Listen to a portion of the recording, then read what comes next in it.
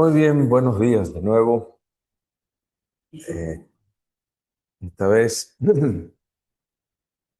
pasamos de página, dejamos a Nahum y nos internamos en Habacuc. Otra vez se trata de un libro breve que vamos a intentar leer y con el deseo de descubrir el mensaje de Dios en este texto. En el nombre del Padre y del Hijo y del Espíritu Santo. Amén. Te rogamos, Señor, que tu gracia inspire y acompañe todas nuestras obras, para que toda oración y acción nuestra siempre comience en ti como en su fuente, y a ti solo se oriente como a su único fin. Por Jesucristo nuestro Señor. María, oyente fiel de la palabra, ruega por nosotros.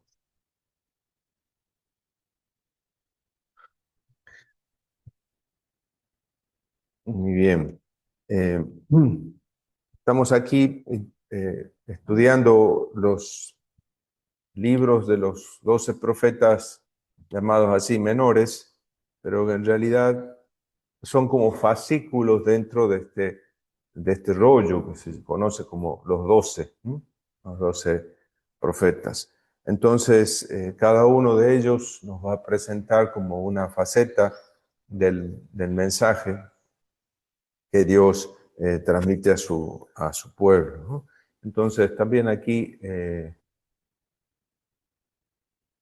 querríamos empezar con una lectura atenta al texto, ¿no? Sí, conviene abrir ahí, ¿no? La luz, un poquito más de luz ahí.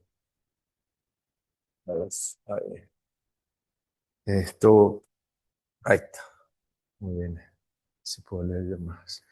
Entonces, encontramos aquí un libro que vamos a ver que es como complementa en su perspectiva al que hemos estudiado ayer, el libro de Habacuc, cuando comienza simplemente con este título, esta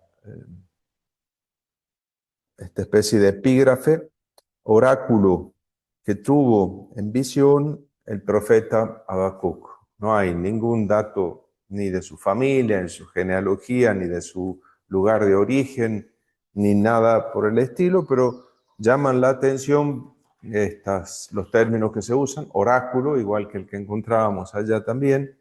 Se trata entonces de una, podemos traducir, como digo, a partir de la raíz esa palabra de diversas maneras. Se trata de un término que viene de la raíz levantar, sostener, cargar. Se trata entonces de un encargo o de una carga, ¿no?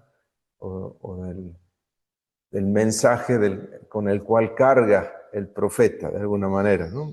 Del que es portador el profeta, ¿no? Un encargo, pero muchas veces esta palabra aparece como título de estos oráculos contra las naciones, como hemos visto en otros casos, y por lo tanto es como un cargo contra alguien, ¿no?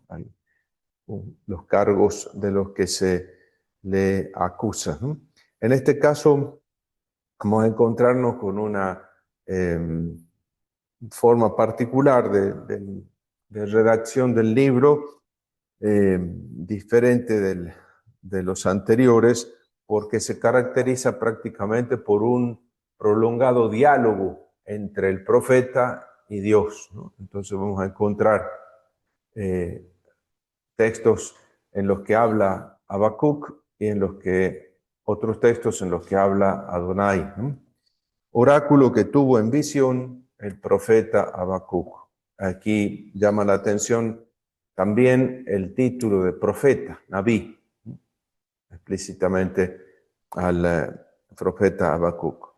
Igual que en el caso de Nahum, muchos de los estudiosos han visto en este profeta una especie de profeta cultual, alguien que por oficio está encargado de consultar a la divinidad y dar un mensaje de su parte al pueblo, ¿no?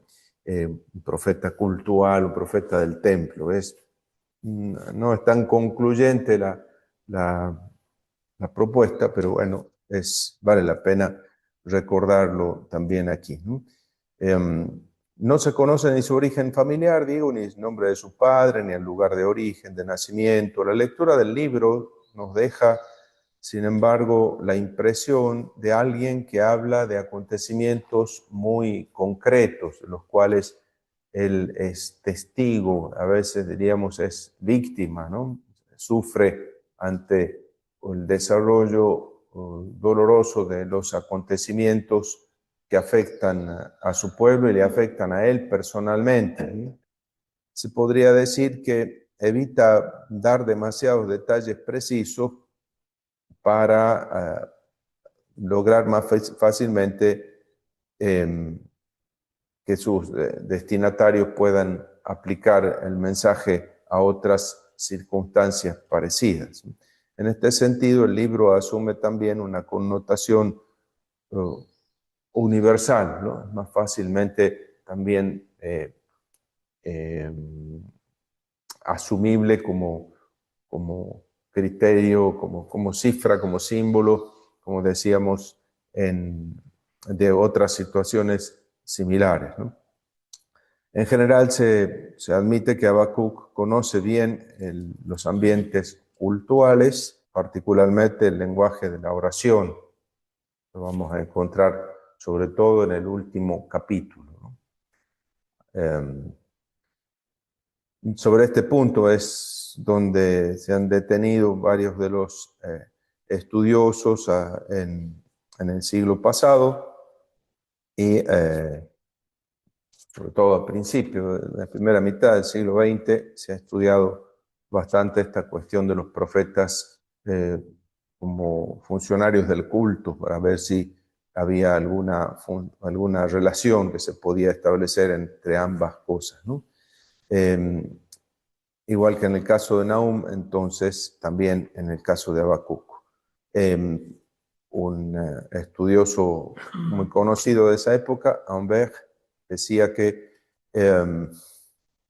un profeta de oficio, un hombre afectado al servicio del templo, donde está a disposición para quien quiera que venga a someterle a Dios un caso o consultarlo con la mediación de una persona inspirada, ¿no? Después también el famoso libro de Georg Jeremías sobre la profecía cultural y el anuncio del juicio en los tiempos finales de la monarquía de Israel, así se llama la tesis de él del año 70. También él veía a Habacuc como un funcionario del culto. Pero estar familiarizado con el lenguaje de los salmos utilizados en la liturgia es una cosa y ser un profeta cultural es otra, ¿no? El término usado aquí, Nabí, no tiene por qué querer decir necesariamente funcionario de culto. El libro no ofrece suficientes elementos como para demostrar esa hipótesis, ¿no? Vamos a encontrar al menos en algunos elementos en el texto que nos permitan ubicarlo en el tiempo también, ¿no? Probablemente posterior al libro de Nahum que hemos estudiado ayer, ¿no? Empecemos entonces la estructura del libro, hacemos una lectura corrida, una lectura continua, y después vamos a intentar profundizar en algunas de las secciones. En una estructura que nosotros podemos descubrir aquí es esta que les he puesto en el pizarrón, ¿no? Entonces, la queja del profeta,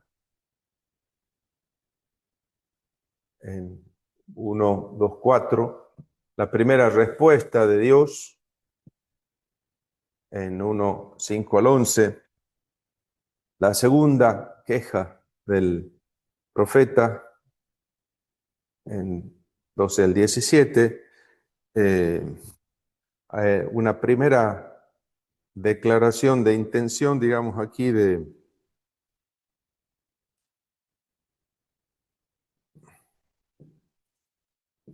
profeta en 2:1, vamos a leer una segunda respuesta de Dios. Primero,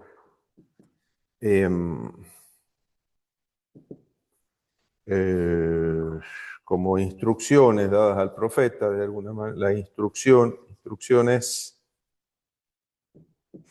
al profeta sobre el modo de recibir el mensaje divino. Esa misma segunda respuesta de Dios tiene una segunda parte con en forma de oráculo que señala cuáles van a ser los dichos de las naciones sobre Babilonia.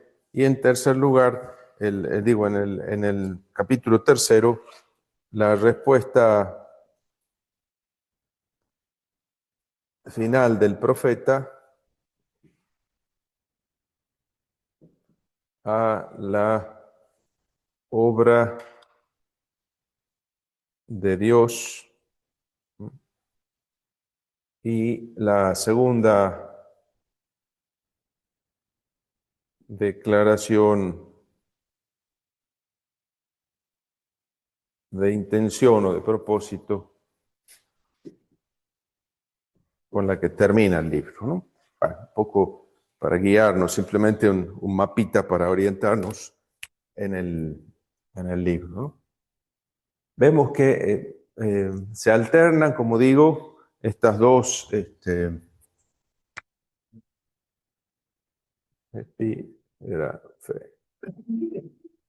estas dos voces, la voz del profeta y la voz de Dios. En la voz del profeta vamos a encontrar muchas veces semejanzas con los salmos de lamentación. Ya apenas se abre, ¿no? El versículo 2, ¿hasta cuándo, Señor? ¿No? Atmatai, Adonai, ¿no? ¿Hasta cuándo, Señor, seguirás olvidándonos? ¿No? O Lama, ¿por qué? ¿Por qué? O entonces, expresiones, preguntas típicas de los salmos de lamentación que podemos encontrar, o de las confesiones de Jeremías o de los salmos de lamentación que encontramos en el Salterio, ¿no? Entonces, muchas veces el lenguaje usado por el profeta tiene estas características. Vamos a encontrar en el último caso, en el salmo con el que se cierra el libro, también un lenguaje litúrgico que tiene que ver con el de las teofanías, ¿no? Curiosamente, así como el libro de Nahum se abre con un salmo, el libro de Habacuc se cierra con un salmo, ¿no? Entonces, esta introducción de los salmos, introducción de fragmentos de los salmos, de salmos completos en los libros proféticos sobre todo, pero también en los libros narrativos, tendría alguna función particular por la cual tenemos que preguntarnos, ¿no? En el caso de la respuesta de Dios, si bien hablamos, he dicho aquí oráculo, ¿no es cierto?, pero no tiene la forma típica de los oráculos que encontramos en Jeremías o en Ezequiel, sino que en este caso, por ejemplo, del largo fragmento del 6 al 20, en donde se contienen supuestamente el mensaje de Adonai, ese oráculo tiene las formas de unos proverbios o de dichos de las naciones, ¿no es cierto? Lo que dichos burlescos, burlistos, dirían aquí, ¿no es cierto?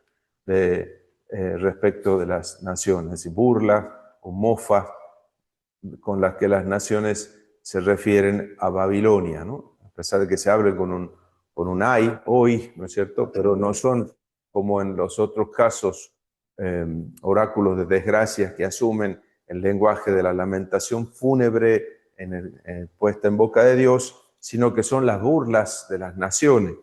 Las naciones se burlan de Babilonia. 5 fragmentos que aparecen en esos versículos 6 al 20 del capítulo 2. Vemos entonces esta cuestión del lenguaje que se va a utilizar en estos textos, ¿no? Entonces, fíjense, el oráculo que tuvo en visión el profeta Habacuc primero. La primera queja del profeta. ¿Hasta cuándo, Adonai, pediré auxilio sin que tú escuches? Clamaré a ti violencia sin que tú salves.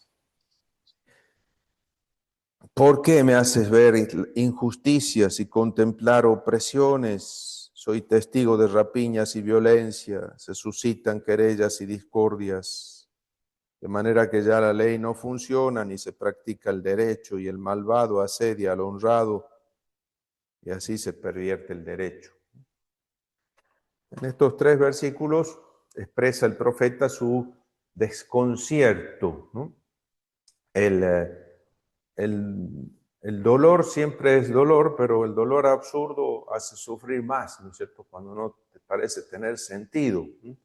Entonces, y aquí es sobre todo el planteamiento del profeta va a ser la gran pregunta teológica o de teodicea, digamos, ¿no es cierto? Si existe un Dios bueno y justo, ¿cómo puede haber tanta injusticia, tanta violencia, tanta crueldad? Y si ese Dios dice que es bueno y fiel, ¿por qué no responde a todas las súplicas que le dirigimos? Es la gran pregunta de todos los creyentes, ¿no? Entonces, que encuentra su expresión aquí en el libro, ¿no? Ven cómo es un lenguaje muy distinto del que encontrábamos en Nahum, muy diferente incluso el planteamiento y los problemas que surgen aquí, ¿no? Y quizás son planteamientos que nos hacemos con bastante frecuencia, ¿no? Los reconozcamos o no, tenemos dificultad para aceptar esa aparente pasividad de Dios frente a semejante injusticia, atropello, violencia, crueldad y muerte, ¿no? En algunos tiempos más que en otros en la historia, ¿no? Entonces, ¿hasta cuándo, no? Cuando se trata de algo que instantáneo, pasajero, vaya y pase, pero cuando dura, entonces, ¿hasta cuándo? Este tema de la prolongación del sufrimiento hace aún más difícil de soportar, de aguantar, ¿verdad? Entonces, ¿hasta cuándo, Señor? Una pregunta típica de los salmos de lamentación. ¿Hasta cuándo pediré auxilio sin que tú escuches? Clamaré violencia sin que tú salves. ¿Por qué? ¿Por qué me haces ver injusticias y contemplar opresiones? Hasta aquí, todas estas referencias a la violencia, injusticia, la opresión, la rapiña, la violencia, las querellas, las discordias. No sabemos muy bien a qué se refieren. Por ahora todavía el profeta no ha explicitado de qué se trata. Nos preguntamos si acaso se tratan de problemas de injusticia, violencia y opresión dentro de Judá, al interior del mismo pueblo, de la misma comunidad, o se trata de lo que Judá sufre en manos de sus enemigos externos. No lo sabemos todavía. Vamos a ver cómo se relacionan con los versículos siguientes, ¿no? Así que la ley no funciona, no se practica el derecho y el malvado asedia al honrado, al justo. Aquí está la cuestión, ¿no? El sufrimiento del justo es el gran problema, ¿no? Que uno sufra como consecuencia de sus propias fechorías, bueno, hasta es un alivio, porque uno dice está purificando está pagando lo que tiene que pagar. Pero cuando el sufrimiento es el sufrimiento de una persona inocente, entonces se convierte en un escándalo. El sufrimiento de los niños o el sufrimiento de un inocente, ¿no? El cuestionamiento de los creyentes y sobre todo es el que da pie, por ejemplo, a todo un libro como el de Job. ¿Por qué sufren los inocentes, los justos, ¿no? Y cómo hablar bien de Dios cuando hay inocentes que sufren, ¿no?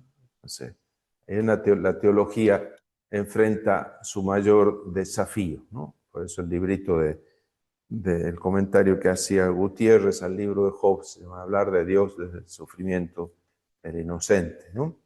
Es un problema de teodicea por un lado, pero también un problema del lenguaje teológico, ¿no? Entonces, no se puede hacer una teología abstracta y tampoco se puede hacer una oración abstracta, ¿no? Nosotros tenemos también el oficio de orar, cómo orar en un mundo en donde reina la injusticia, la violencia y la crueldad.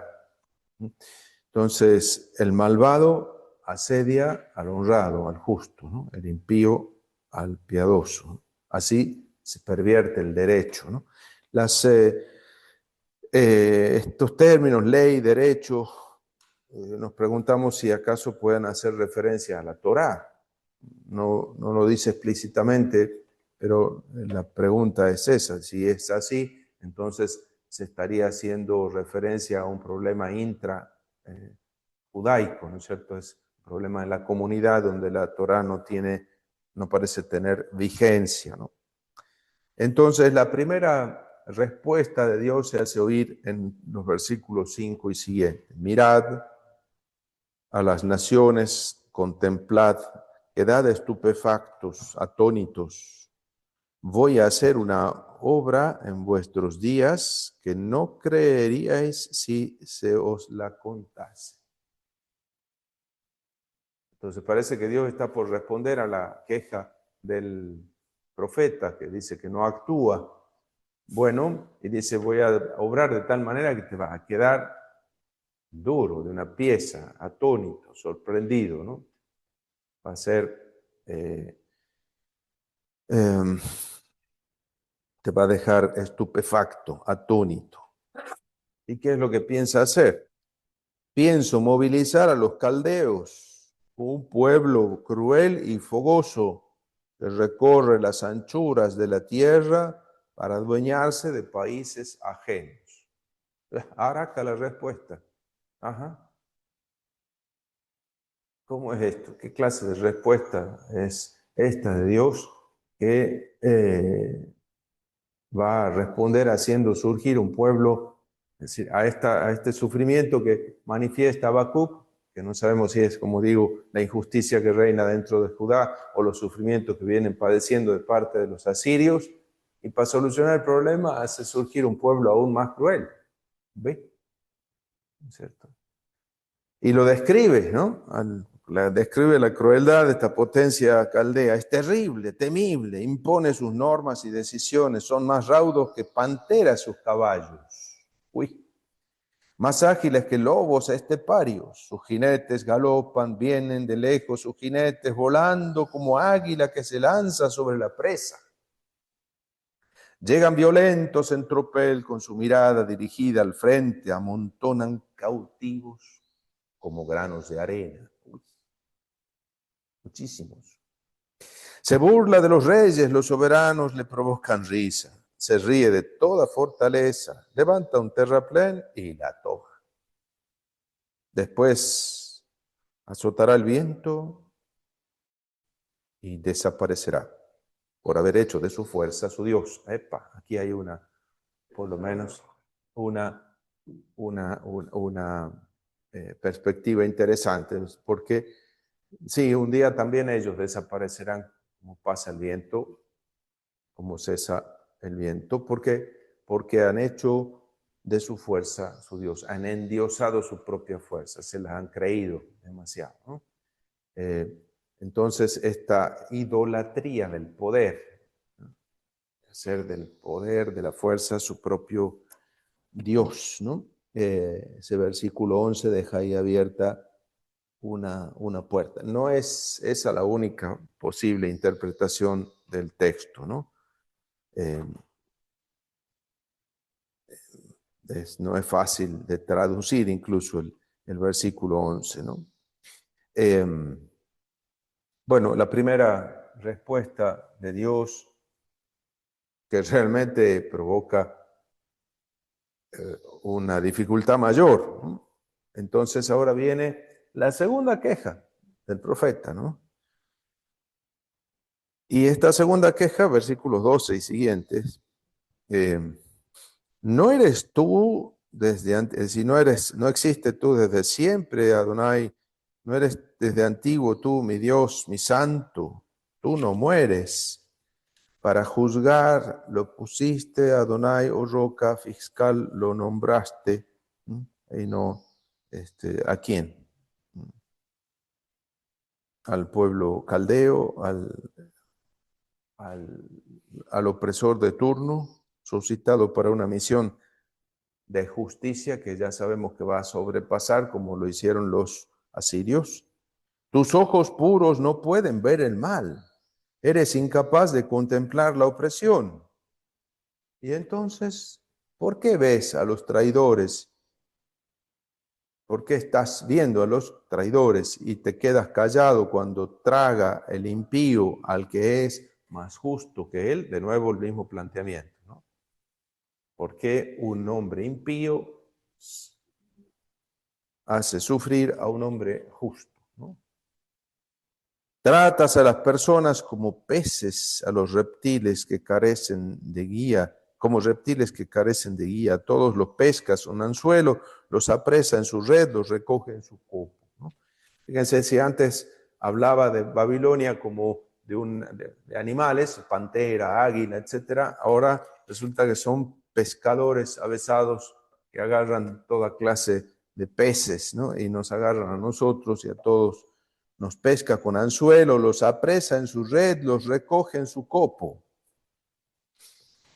Por eso lo celebra y lo festeja, por eso sacrifica a su red y ofrece incienso a su copo, pues en ellos abunda su presa, su comida suculenta, es decir, el copo, la red, el poderío militar en el que Babilonia pone su confianza, ¿no? Y le ofrece incienso, es decir, lo trata como Dios, endiosa su poder, otra vez con otra imagen, la misma realidad. Por eso vacía su red sin cesar, matando naciones sin piedad. Entonces, está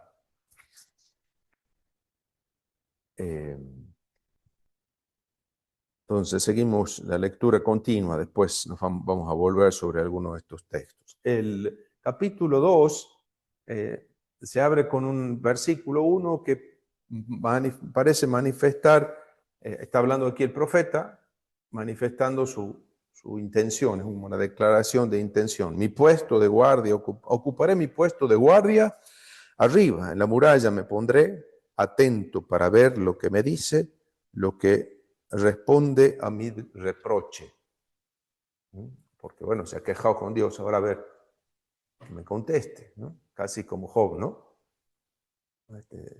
Ceñite los lomos y a ver, ese hombre, vení, contestame, ¿no? La desafía. Bueno, aquí también el profeta, frente a ese escándalo que experimenta cuando percibe esta situación injusta, espera una respuesta de Dios, ¿no? También aquí hay una dificultad para la traducción.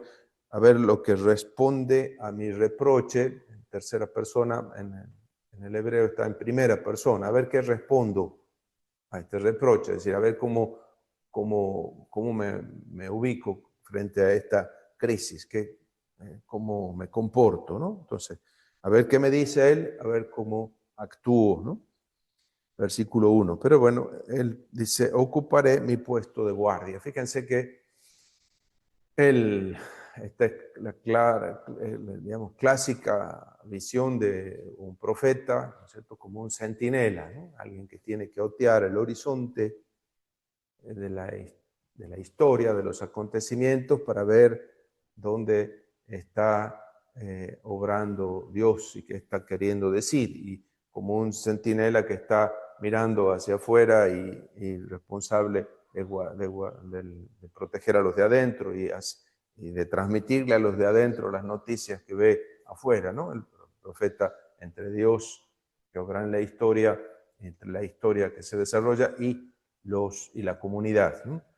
Aquí, entonces, la visión está, la figura del profeta, ¿no? Mi puesto de guardia ocuparé, arriba en la muralla me pondré, atento para ver lo que me dice, lo que responde a mi reproche.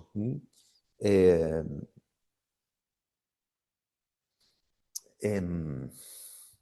a partir del versículo 2, ya está el versículo 5, probablemente 4 o 5, también ahí se puede articular de manera distinta, aparece una respuesta de Dios, ¿no? Esta segunda respuesta de Dios, que en primer lugar le proporciona como una serie de instrucciones al profeta sobre cómo debe comportarse, ¿verdad? Fíjense que incluso está introducido, es la única vez que hay una introducción de tipo narrativo, digamos. El Señor Adonai me respondió de este modo, ¿no? Como en otros casos, el incipit de los oráculos, ¿no? Ko amar Adonai Elohim, así ha dicho el Señor. Bueno, aquí Adonai me respondió de esta manera. Fíjense lo que viene a continuación. Escribe la visión, ponla clara en tablillas para que pueda leerse de corrido, ¿no? Es decir, esta visión de la que nos decía que iba a hablar todo el libro, porque se abre el libro hablando de oráculo que tuvo en visión el profeta. Ahora Dios le ordena que la ponga por escrito. Ponga por escrito. Quiere decir que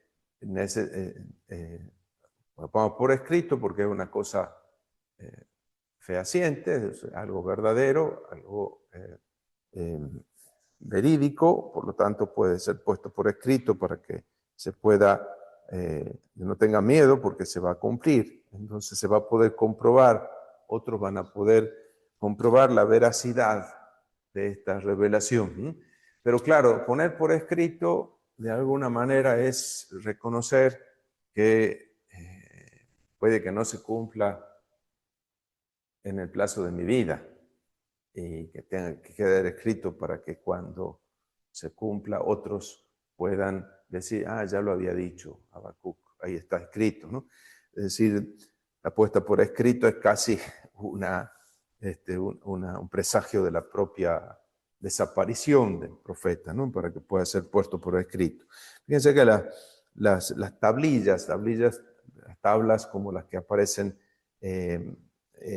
escrita la Torá, ¿no es cierto? Aquí es ponga clara, es decir, se vea, se pueda leer con claridad para que pueda leerse de corrido, es decir, incluso algunos interpretan aquí para que alguien pueda leérsela a otros, ¿no es cierto? Como un mensajero, como un heraldo, pueda leer, pueda proclamarle, pueda promulgar esto que está escrito. Esta visión ponla clara en las tablillas para que pueda leerse de corrido.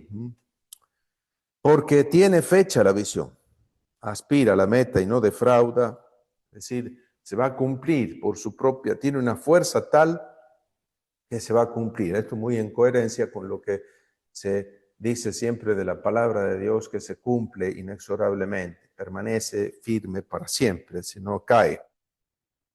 Tiene fecha su visión, aspira a la meta y no defrauda. Si se retrasa, es decir, que es la queja del profeta, era que ¿hasta cuándo se retrasa? Bueno, si se retrasa, espérala, pues vendrá ciertamente sin retraso. Y ahora entonces otras actitudes que son requeridas para el profeta y para los demás. El orgulloso no la espera anhelante, pero el hombre leal seguirá vivo por su fidelidad. Esta frase es quizás la frase más conocida de Habacuc porque aparece en el Nuevo Testamento varias veces, ¿no es cierto? Sobre todo la famosa interpretación que hace Pablo en la carta a los Romanos, que es bastante problemática, digamos, en cuanto a cómo la toma Pablo, ¿no? Vamos a ver si realmente está en la línea de lo que aparece en el texto hebreo de Habacuc o no. El orgulloso no la espera adelante, pero el hombre leal seguirá vivo por su fidelidad. Por su fidelidad vivirá. Aquí habría que, la palabra es emuná, una palabra, emuná, y el emunató, es decir, la fidelidad de él, ¿de quién? Por la fidelidad del hombre leal, o en el griego dice pistismu, dice Dios por mí, pistis, es decir, la fidelidad de Dios o la fiabilidad de Dios, digamos, conservará la vida. Aquí el versículo 5 puede ser incluido también en esta parte. Qué traidora es la riqueza, es hombre fatuo y nada conseguirá.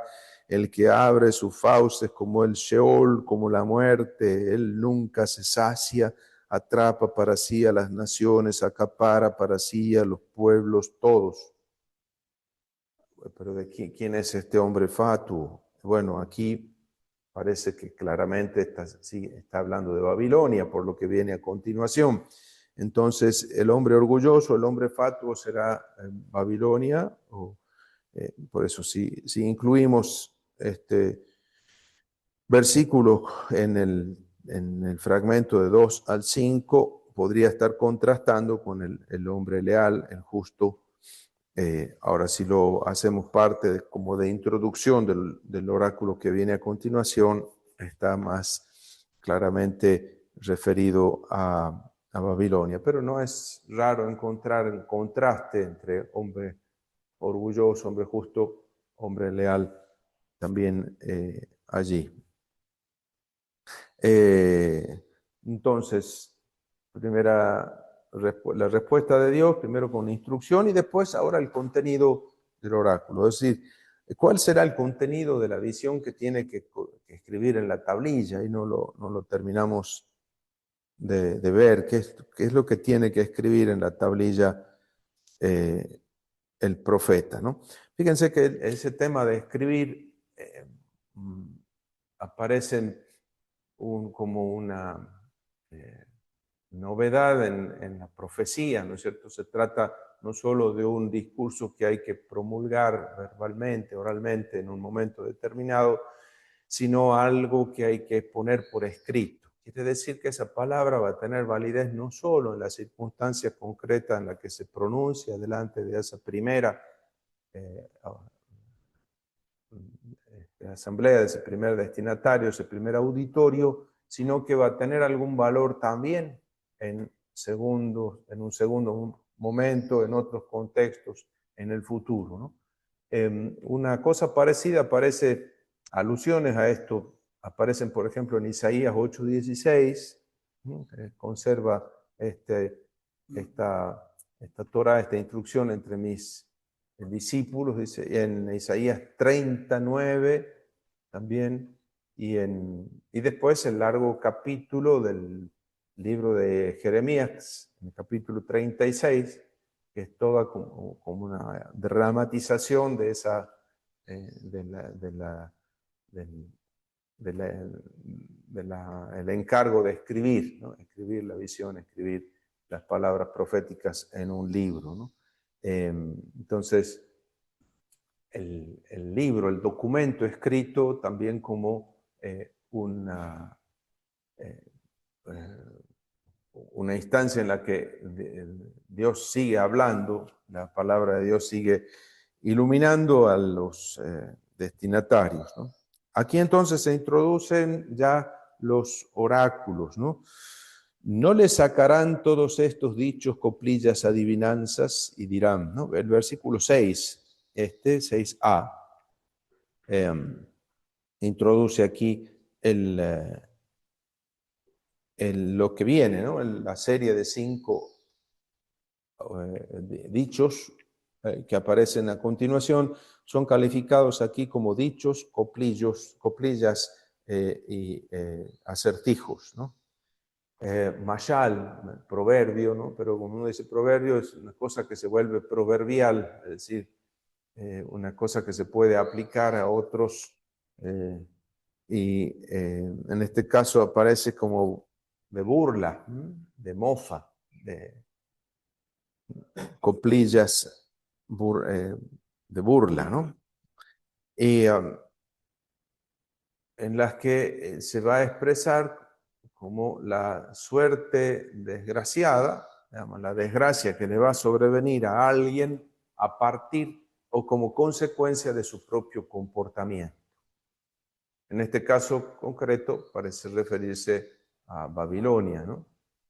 Tal como se comporta, vamos a ver cómo termina, ¿no? Ay del que se enriquece con lo ajeno, ¿hasta cuándo? Y se carga de prendas empeñadas. Vendrán de repente tus acreedores, se despertarán y te sacudirán, te convertirás en su presa. Por haber saqueado a tantas naciones, serás saqueado por el resto de los pueblos, por tus crímenes, por la violencia al país, a la ciudad y a todos los que la habitan. Así tarde o temprano se hará justicia. Otra vez el tema de la convicción firme de la justicia, ¿no? Los que parecen invencibles, un día también serán vencidos. No hay mal que dure 100 años. Segundo, ay de quien saca ganancia inmoral para su casa, para poner su nido en lo alto y escapar a la garra del mal. Planeaste la deshonra de tu casa al derribar a tantas naciones, tú mismo te malogras. Es decir, lo que estás haciendo al final es planear la deshonra de tu casa, porque la piedra grita desde el muro y la viga de madera le responde, ¿no? Entonces, casas edificadas con bienes mal adquiridos, piedra y madera, claman venganza contra el injusto opresor, dice la nota de la Biblia de Jerusalén, bien oportuna. Ay de quien construye con sangre una ciudad y funda un pueblo en la injusticia. No decide Adonai Sebaot que los pueblos se fatiguen para el fuego y las gentes se agoten para nada, pues la tierra acabará llenándose del conocimiento de la gloria de Adonai, como las aguas llenan el mar, ¿no? Este es el versículo 9 del capítulo 11 de Isaías.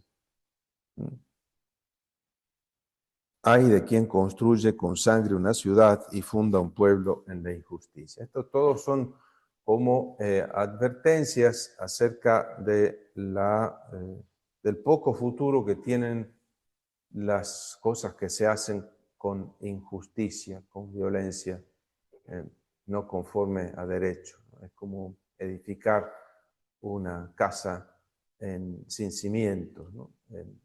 La primera de cambio se va a derrumbar, ¿no? Entonces, como una advertencia y también como para pensar en todo lo que se hace en la sociedad también de esa manera, ¿no? Cuando se quiere construir una sociedad o se quiere llevar adelante un proyecto político, económico, social, que no tiene en cuenta la justicia o que no se basa en el derecho, ¿no? Versículo 15, ay del que emborracha a sus vecinos y les añade su droga hasta embriagarlos para mirar después su desnudez, ¿no? Es decir, engañándolos para ponerlos, para exponerlos, ¿no? Avergonzarlos en todos los sentidos posibles, ¿no? Aquí la notita de la Biblia de Jerusalén también es interesante, las dos notas, ¿no? El tema de la borrachera y el vino drogado nada tiene que ver con el tema del desenfreno del conquistador, representa más bien una imagen bélica. Es decir, así como se usa como imagen del castigo, el Señor que da a beber la copa de vértigo, el vino de la cólera de Dios, es decir, que hace tambalear y caer en la ruina, ¿no? El aturdimiento causado por el ataque enemigo se volverá contra este, en virtud de la copa divina. Entonces, acuérdense cómo le quitaré la copa de vino de vértigo que estás bebiendo y se la daré a beber a tus enemigos, ¿no? En el caso de Jeremías y de otros oráculos de ese tipo.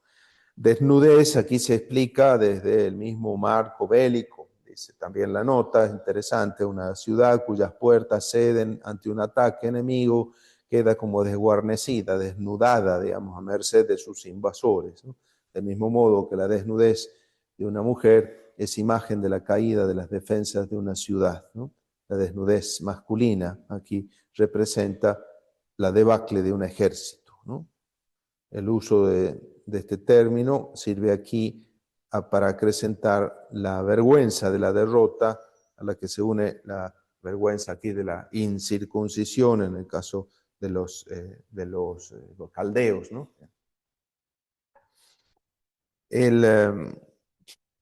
Hay del que emborracha a sus vecinos y le añade su droga hasta embriagarlos para mirar después su desnudez. Tú te has saciado de ignominia, no de gloria.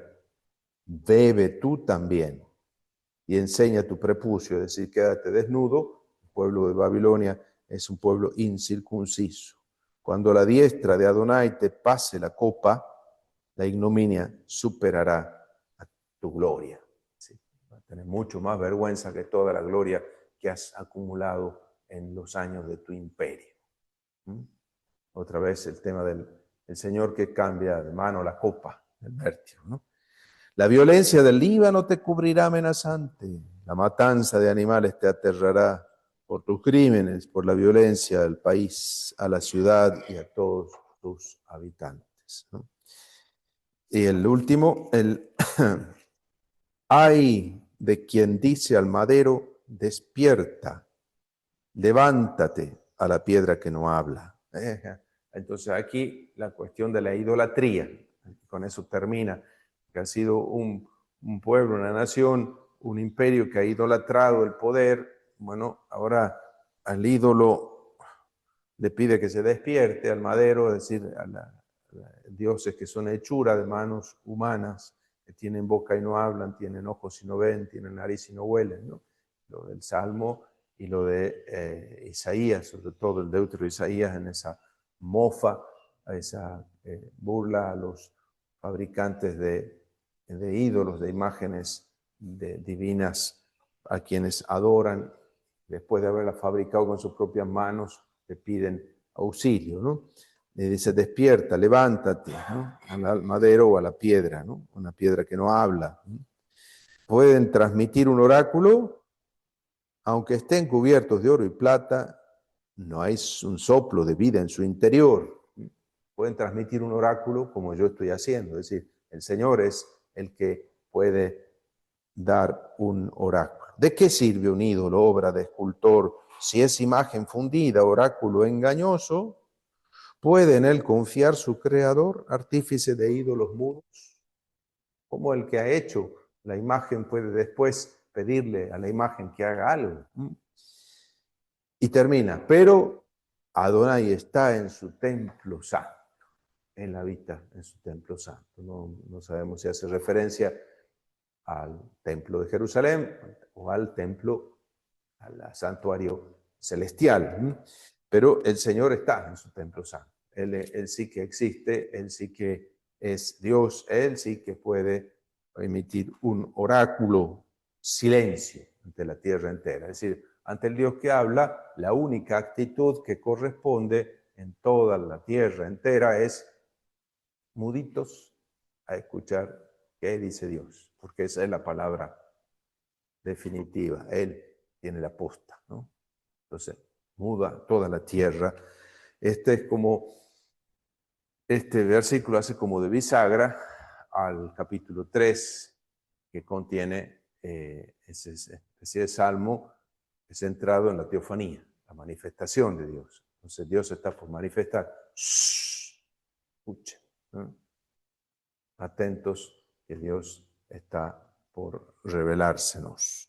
Entonces, ese silencio es el que prepara la teofanía, ¿no? Y el capítulo 3 efectivamente contiene ese suerte de salmo en el que está centrado en la manifestación divina, la teofanía, ¿no? Fíjense que el título es Tefilá, oración, plegaria, digamos, súplica, ¿no? Oración del profeta Habacuc en el tono de las lamentaciones. Tiene un epígrafe totalmente semejante a los epígrafes de los salmos, ¿no? Con un título que 3.1. 3.1. Entonces, muy parecido a los epígrafes de los salmos, ¿no? Como el Salmo 90, ¿no es cierto? Y incluso la indicación musical, ¿no? En el tono de las lamentaciones. Y allí el desarrollo de ese salmo, ¿no? En boca de Habacuc, ¿no? Adonai, he oído tu fama, he visto tu obra, Adonai, en medio de los años, hazla revivir en medio de los años, darla a conocer, aún en la ira, acuérdate de la compasión. Entonces eso que hemos escuchado de vos, que ha sido el Dios que ha vencido al comienzo de la historia al caos y ha puesto orden, vení, por favor, pone orden ahora, en los años, en el tiempo, en la historia, en el escenario político del mundo. Eso que has hecho en la creación, que has hecho del caos un cosmos, hácelo ahora porque esto está hecho un caos, ¿no? El malvado oprime al justo, ¿no? El honrado padece, pisoteado por el malhechor, ¿no? Entonces, esta que es tu fama, yo te conozco, yo sé cómo sos, bueno, manifestá tu fama, sé quién eres, ¿no? Portate como Dios, ¿no? Manifestá tu ser, ¿no? Y entonces, a la experiencia, ¿no? Viene Eloá de Temán, el santo del monte Farán. Fíjense cómo las características de un salmo se manifiestan ahí, no solo por el epígrafe que aparece, también por toda la simbólica y la terminología típica de los himnos, pero además la introducción del Selah, aparece una pausa que dice ahí en varios de los versículos, como en muchos de los casos de los salmos del Salterio. Viene Eloá de Temán, el santo del monte Farán, su majestad sobre los cielos, de su gloria está llena la tierra. Su fulgor es como la luz, rayos tiene que saltan de su mano, allí se oculta su poder.